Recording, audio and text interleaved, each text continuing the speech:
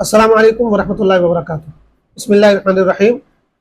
جانور کو قربان کرتے وقت ایک بات کا بہت خیال رکھنا چاہیے، وہ یہ کہ جتنے لوگ بھی چھری چلانے میں شریک ہیں، جتنے لوگ بھی جانور کے گلے پر چھری پھیرنے میں شریک ہیں، جتنے لوگ بھی ذبح کرنے میں شریک ہیں، ٹھیک ہے، یعنی ذبح سے مراد وہی چھری چلانا، ان سب کے لیے بسم اللہ اللہ اکبر کہنا ضروری ہے۔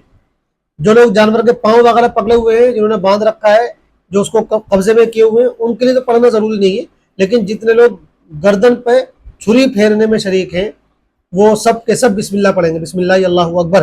صرف کسائی پڑھنے سے کام نہیں چلے گا، دو ہیں، تین ہیں، چار، پانچ، جتنے لوگ بھی جو ہے شریک ہوتے ہیں چھری پہ ہاتھ پھیرنے میں، ان سب کے لیے بسم اللہ اللہ اکبر پڑھنا ضروری ہے، اس کا دھیان رکھنا چاہیے۔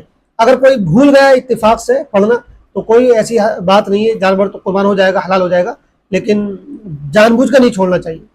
اللہ تعالیٰ ہم سب کو عمل کی توفیق عطا فرمائے۔ السلام علیکم ورحمۃ اللہ وبرکاتہ۔